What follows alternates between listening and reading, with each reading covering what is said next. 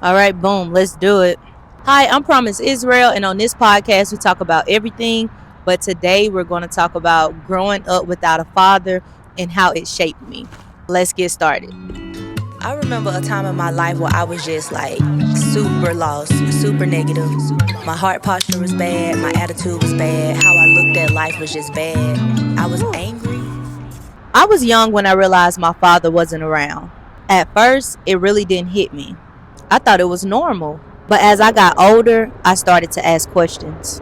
As a kid, you don't always have words to describe your feelings, but you know what you feel. I remember at school events where people had my peers, they would have their dads at their games, or when we had donuts for dads, donuts with dad at school. I think when you don't have something, you start to act as if it doesn't matter. And of course, I had become that girl who I didn't have it. So I was just acting like that was just normal. And to be honest, the environment I'm from, it was normal for everyone around to not have a full time dad. Even my brothers and sisters, I'm sure they felt some type of way. But me, I didn't know my biological father at all. So that is a little bit different from knowing your dad and he's not really there versus not knowing your dad and he's not there. So I remember feeling a sense of rejection, even though no one ever directly said to me, your father left you, or no one ever really said anything weird about my dad or even about the situation. But I just think as a kid, when you see it, your peers have it, and of course, we're all supposed to have a mother and a father. So it's like you just unknowingly start to feel rejection and you unknowingly start to feel just weird on the inside. And as a kid, you really don't know what to do with those feelings. I didn't know how to express how I felt for 1 second. Here's what I realized now that I'm looking back at everything. Hindsight is it's a blessing and it's a curse, to be honest. When your father is not present, you don't just lose a person, you lose a sense of identity, protection, and validation. So for a long time, I always felt very like an outcast because no one in my family on my mom's side really was like me. I've always been a real serious person, and my family, they real playful and they like to joke and they like to do a lot of stuff. They're really into sports, and I was really good in sports. But I also have this super great creative side, and it was just a part, it was a lot of things that I really didn't understand about myself because I did not see anyone else within my immediate family that I had right there with me. I wasn't able to relate to anyone. So as I got older, I realized a lot of times your children feel incomplete or they feel like they're having identity crisis because they don't even know their other parent. So you get so much from your mom and then you get so much from your dad, and that makes you. And as you grow and you develop, you decide what parts you want to keep and what parts you want to prune. Well, at least God should decide that. So growing up, I really felt just weird within my identity. And I felt that way up until probably about, I don't know, when I first started talking to my dad, I was a teenager. So that helped me understand some stuff. But then we also had to try to maintain a long distance relationship. My dad is Jamaican. So before I was born, he was deported. And whatever his story is, that's his story to tell. But he's not able to be in the States or something like that. And we had to get to know each other through Skype. At that time, Skype was popular, and we would talk from time to time to try to get to know each other. But it still was very difficult because I still had never felt his embrace. I had never seen his face. I had never understood his touch. Who is my dad? I know him through this device, but I don't know him. And that was hard to deal with because as you're growing up and you're becoming a young woman, you really need to understand what a father's touch feels like. You need to understand appropriateness within a father daughter, within a male and a female, you get what I'm saying? Because when you grow up and you haven't had any encounters with your dad, you kind of grow up so lost.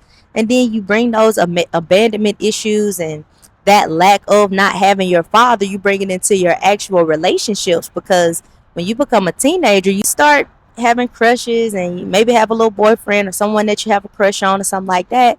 And now you have all of these feelings towards now a male and you don't even know how to handle it. You don't know. It was just so hard to understand myself and understand my feelings. Now let's talk about the effects of all of this. Maybe you think you turned out fine, because for a long time I thought I turned out fine. But father wounds show up in ways that we don't expect. A lot of times it shows up in your relationship. Like I said, one of the biggest things is identity issues. When you don't have a father guiding you, it's easy to question who you are. You start to ask yourself, am I enough? Do I have what it takes? Am I lovable? All of these questions stem from just not having your father in your life. Also, not having anyone to explain to you why he's not there. Now, I can say, my mother never said anything bad towards my father or about my father. And when I started to get to know him, he also never said anything bad about her. So I'm fortunate enough to not fall into that category of, a lot of times we have mothers who they cause the separation between the father and the children because of their anger and their bitterness. But I didn't have that. That wasn't my case. My mom never spoke ill of my father, and when I asked her about him, she helped me locate him. We was able to get online and found out where he was and stuff like that. Why hadn't those things happened before I inquired about it? I'm not sure. Sometimes it's just, I guess in Ecclesiastes it talks about time. It just wasn't time. Maybe she was waiting on me to ask her about him. Who knows? I'm my mom's first child, so a lot of times you really just have to, when you become an adult and you start forgiving and you start really wanting to just honor your parents, you have to really accept the fact that they're trying to learn how to parent while being a parent. I'm my mother's first kid. So she was young when she had me. And so I'm sure it's a lot of things that happened back then that I wouldn't understand and that she didn't understand. So a lot of times it's not about blaming a person. I'm not going to say it's my mom's fault my dad wasn't there. And that's not something I'm going to say. I'm not going to buy into that idea. I'm just going to say, fathers, if you don't have a relationship with your children, and children, if you don't have a relationship with your father, I know you think that since you're the child and they're the father, this can go for mothers too, but this video is just specifically about fathers. I know sometimes you're thinking, well, why should I have to reach out to them? Well, because sometimes you just have to be the one to reach out, and that's okay. That's perfectly fine. In Psalms, it talks about God being a father to us. He said, I'm a father to the fatherless. It's a lot of stuff that comes after that, but y'all really need to ponder on that. Although you don't have a physical father here, maybe he passed on, or maybe he's just absent. Maybe he's not in your life. Who knows? Maybe he's incarcerated. Who knows?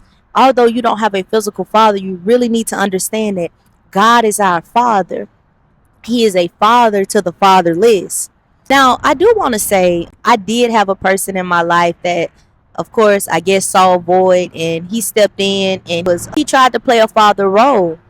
And this is no shot towards him. Thank you for being there in my life, and thank you for all of the things that you did do for me and everything. But this video is just specifically talking about not having my biological father. And a lot of times, adult kids and kids, if you're watching this, when you don't have a biological father, God will send someone to stand in the gap. But you also cannot be against the system. I hear people all the time, they have a stepfather, and the children say stuff like, you're not my real daddy. You're not my real father, but you don't have a father. This person is stepping in and filling in the gap. It's a reason, y'all remember this now. It's a reason that Jesus had a stepfather. Joseph was Jesus' stepfather. So a lot of times you probably got the gem that you need. You got the missing piece to your puzzle, but you don't know how to accept it. You also don't even know how to identify it. You got a stepdaddy and you around here acting crazy talking about that's not your real dad. Where's your real dad? Thank God I wasn't sick in the head to the point of thinking, oh, well, you're not my real dad, so I don't have to listen to you. No, this man was stepping in, filling in the gap, buying me stuff for Christmas, buying me stuff for my birthday, picking me up from school, doing things for me. But he's still not my biological father. So I still had this emptiness in me because it's something about your biological parents. They are the reason that you are the way you are to a certain extent. With people who grew up without a father, they have major trust issues. A lot of y'all don't think y'all have trust issues, but you really do have major trust issues. Sometimes you think, if your own father left you, how do you trust that others won't do the same? Personally, I think I have trust issues just because of the environment that I was brought up in. I don't think it really had anything to do with my father not being there, because I can't say that my father left. My father was never there. I never knew him from the beginning. So it's hard to really feel like someone left you when you never knew them from the start. You just know that you're supposed to have a dad. So I really can't touch on the fact of having trust issues because your daddy left. That's not my thing to talk about, but just having trust issues because you don't have something there and not having a dad there, it makes you question everything around you because you need your father to guide you in certain areas and you need your mother to guide you in certain areas. So if I only had my mother doing it, I had a whole side of me that was left underdeveloped. And that is something that is very much real, and you really need to take that into consideration. If you grew up without a father, you have major trust issues, or without a parent, you probably have major trust issues because it's a side of you, it's so many parts of you that was just left untouched, not talked about. You had to grow up and figure it out on your own. And although I think I did an all right job, and I think my mom did an okay job raising me alone, but at the same time, that's not how it was supposed to be. You need that masculine energy. You need to feel that masculine energy as a young girl. You need to know what it feels like to be embraced by your dad. You need to know what it feels like to be disciplined by your dad. And if you don't, then it's just going to open up stuff in your future that probably gonna be detrimental to you. So trust issues. A lot of y'all might struggle with trusting men now that you're older. I say for me, maybe that's my case. But even when you don't have a father, I also grew up in a community where the men were not trustworthy at all. So I probably have a hard time or had a hard time trusting men because I never saw a really good positive representation of a man. And y'all really need to think about that. It matters what type of representation you have in front of your children. Maybe some of y'all have a hard time trusting authority figures, even God. And the reason I say that is because your father is responsible for so much of your learning and your upbringing. Your father is supposed to teach you about God. And when you don't have that, when everything in your life is out of alignment due to just life circumstances and the choices of the people before you, you might just be caught in a generational cycle that's not good. And once you realize you're caught in a generational cycle, you can do like I did. I immediately started trying to figure out, how can I be a better person? How can I heal from this? And now this is a big one. Maybe you feel like you always have to be in control. And this is something that I've had to start accepting about myself. When you just have started to live in survival mode, you do want to control everything around you because you want to just try to keep the peace, especially when you feel like you come from such a disruptive, disturbing environment. You want everything to be peaceful around you. So I don't do well adjusting to things last minute. I'm working on that. I think I developed this complex, that's difficult to work with, but I'm praying about it. And a lot of y'all might have control issues because you've had to control everything since you was a kid. A lot of times your children are just feeling so much pressure because they just don't have that unit, that covering that they truly need. I know some of y'all shut down. Y'all don't let people in. Others overcompensate. They trying to be strong all the time, the fixer in the family. They feel like they don't need anybody because they ain't never had anybody. Either way, it's a defense mechanism. And I'm sure the person that's listening to this, if you've dealt with an absent father, not having a father in your life, I'm sure something that I said hit the nail on the head. And I just want to let you know, it's okay to start healing today and accepting that not having a father might be the reason you're stagnant in certain areas of your life. I didn't wake up one day magically healed, but there was a moment in my life where I realized I couldn't keep carrying the wound that I was carrying. I had to accept I need some help. I need to deal with this head on. So, as many of you know, I spent a season in homosexuality. And with spending a season in homosexuality, and that season could, I don't know what your season is, but my season was years in it. And I got there, I won't just blame it on not having a father, but when you don't have a father, you're like a weak vessel. You're just so weak in the world when you don't have that covering.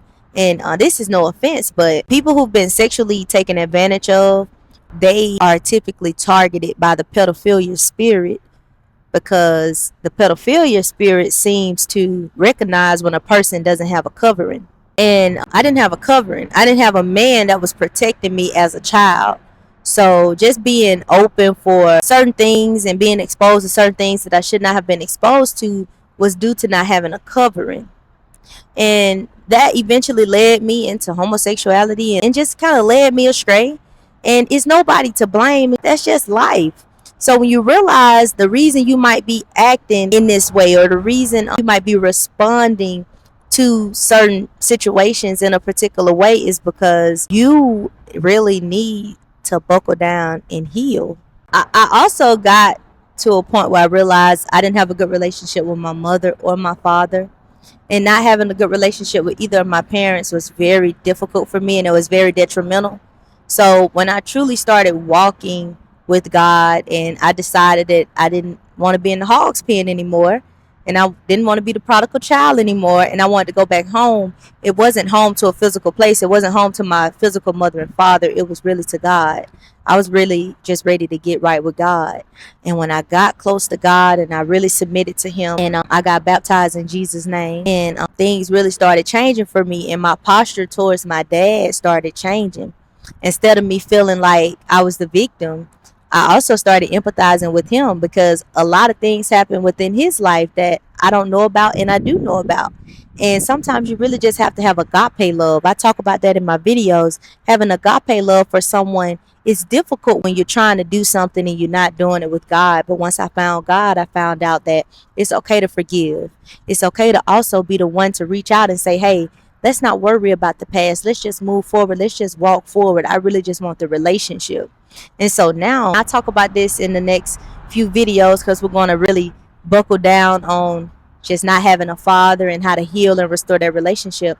I'll say, once you find God, He's going to start lining up the things and lining up the priorities that you really need to focus on. So yes, it's all about you, but what about the things that are an extension of you? In the Bible, it says, honor your father and mother. How am I going to follow God if I don't know how to honor my father and mother? So a lot of times you really got to forward think. I'm a single woman, unmarried with no children. But one day my life could be different. And once it becomes different, I want to make sure I already have seeds that are sown that are good. I want to make sure that I sowed those honor your father and mother seeds, so that my days may be long. And so that when I have children, I've already started now a new generational cycle that's good. And so, yes, growing up without your dad is tough, but it doesn't have to stay tough. You can just forgive. Y'all can forgive one another and start from where you are right now. And that's my advice to y'all. And I'll see y'all on the next one. Bye. Took me a minute for me to get to know you, but I'm here, and now I'm ready.